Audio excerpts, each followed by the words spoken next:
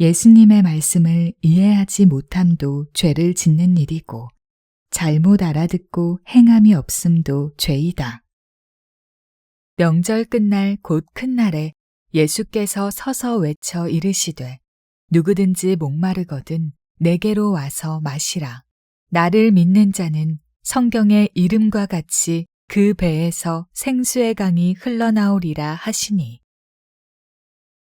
처음에는 물과 성령으로 거듭나야 한다고 하시더니 이제는 몸속에서 생수의 강이 흐르리라 하십니다. 이러한 구절을 보는 성직자들은 내 해석이 무슨 말도 안 되는 소리냐고 일축하고 다른 심오한 뜻이 있지는 않을까 하고 머리를 굴릴 겁니다. 그리고서 내리는 결론이 이것은 이해 불가한 것으로서 영통이나 신통이 아니면 알 수 없는 비유라 생각할 겁니다. 그러나 예수님은 있는 그대로의 사실을 언어로 드러내신 겁니다. 실제로 물 같은 기류의 에너지를 만들고 다음에는 그 물이 넘쳐 흐르게 되어야 한다고 표현하신 겁니다. 흔히 도가에서 쓰이는 해 속의 금까마귀, 달 속의 옥토끼식의 현실적이지 않은 비유를 쓰시지 않습니다. 고려말 나홍화상의 토굴가에서 교교야월, 원각산정, 무공적, 모련금, 무의자성 진실락이라 하셨는데 해설하면 교교한 달빛 아래 열반 언덕에 선뜻 올라 구멍 없는 피리를 저절로 불고 줄 없는 칠연금을 높이 타니 아무것도 하지 않는 가운데 나의 본성이 뚜렷하니 열반나기 이것이로세라 노래하였습니다. 이러한 시구는 비록 속뜻을 모르는 이가 듣더라도 그 어떤 풍치라도 느낄 법하지 않은가요? 하지만 수행 중 일어나는 증엄을 참으로 잘 나타내고 있습니다. 자, 다시 진리의 예배에 관한 본론으로 돌아가서 그동안의 흐름과 연관하여 살펴봅시다. 처음에 예수님은 니고데모에게 물과 성령으로 거듭나라 가르침을 주셨습니다. 다음으로는 내 뜻대로 바람을 붙이되 어디에 와서 어디로 가는지 알 수 없는 바람이라고 호흡의 정수를 흘리셨습니다. 세 번째가 저 들판의 곡식은 앞으로 3, 4개월이 되어야 익을 것이로되 너희는 이미 하얗게 익어서 거둘 때가 되었느니라라는 말로써 제자들이 백석, 즉 몸속에 하얀 돌을 얻는 단계에 들어갔음을 나타내셨습니다. 네 번째 등장하는 것이 하나님이 인치셨다라는 표현으로 인자만이 하늘나라에 들 수 있다 하신 겁니다. 그리고 등장하는 것이 네 몸속에 생수의 강이 흐르리라입니다. 이것은 어느 단계이며 어느 정도 걸릴까 하는 궁금증이 생길 수밖에 없을 것입니다. 이미 십자가에 못 박혀서 죽음이라는 가혹한 형태로 대중에게 급진적인 교화의 방법을 택하신 예수님께서 시간은 한정되어 있습니다. 하여 아직은 하얀 돌을 얻는 데까지만 이르러 있는 제자들에게 인치심까지는 말을 하셨죠. 그러나 그 이후의 단계에 대하여도 그 어떠한 언지를 남겨놓아야 하셨을 것입니다. 생수의 강이란 예배자가 소주천과 대주천 후에 생겨날 일이니 반드시 과정을 숙지해야 합니다. 성가의 예를 들어 인치심 다음의 단계가 바로 대양육경에 해당합니다.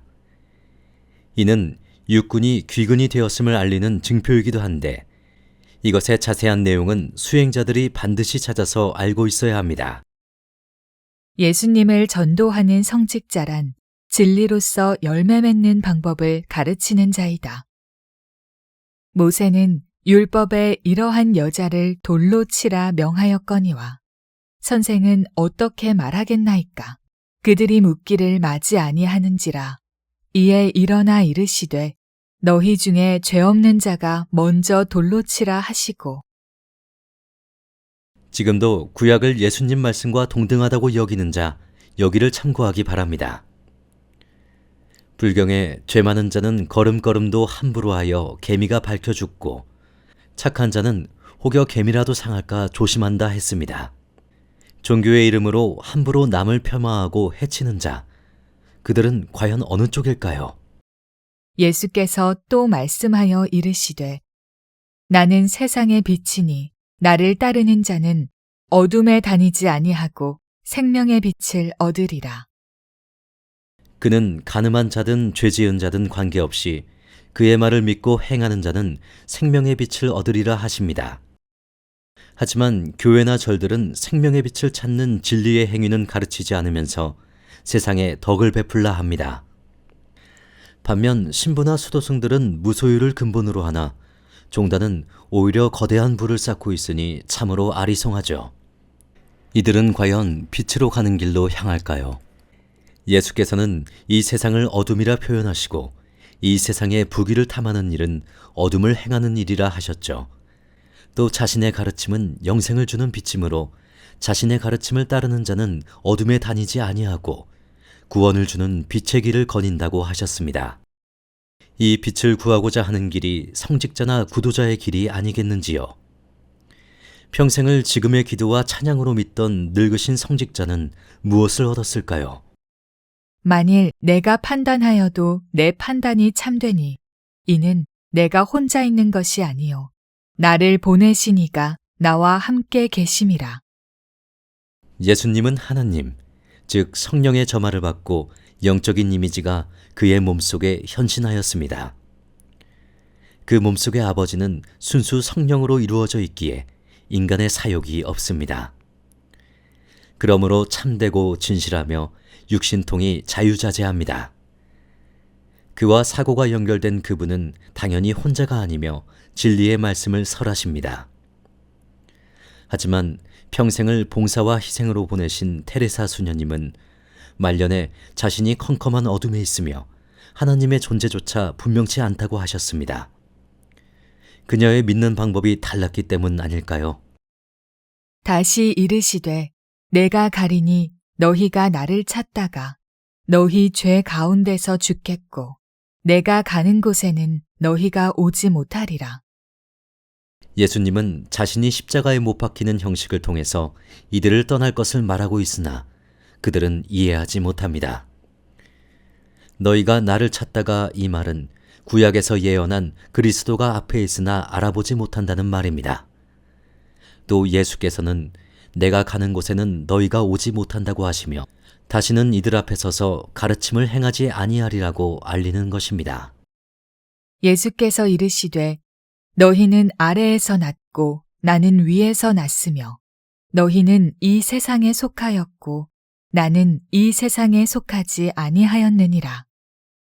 여기서 아래는 여자의 자궁이고 위는 가슴, 즉 중단전 신실입니다. 자궁에서 다 자란 태아는 하문으로 이 세상에 나오고 가슴에서 다 자란 도태는 머리 위 천문을 열고 허공으로 나옵니다. 태아가 나올 때는 양수가 터지고 도태가 허공으로 나아갈 즈음에는 천하란추라 하여 하늘꽃이 눈꽃송이처럼 떨어지고 대하차가 일어나서 아기를 머리 위로 밀어올린다고 합니다.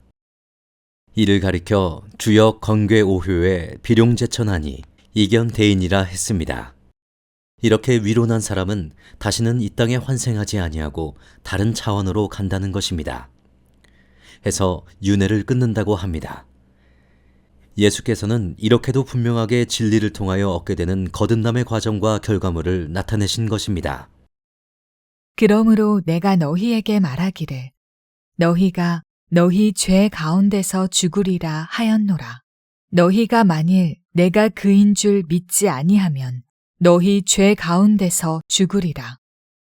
때문에 진리로서 거듭나지 못한 인간은 죄의 많고 적은 차이는 있을지언정 어둠에 머물 수밖에 없으며 죽음을 피할 수 없습니다. 예수님은 영생의 길을 제시하셨지만 수많은 사람이 믿는다고만 하고 물과 성령으로 거듭나는 가르침은 따르지 아니하거나 이단이라고 배척하니 이 얼마나 어리석은 짓인가요? 그들이 말하되 내가 누구냐? 예수께서 이르시되 나는 처음부터 너희에게 말하여 온 자니라. 처음부터 너희에게 말하여 온 자이니라. 이 말씀은 태초에 말씀이 있었나니입니다. 예수님은 시종일관 같은 말씀으로 확고하십니다.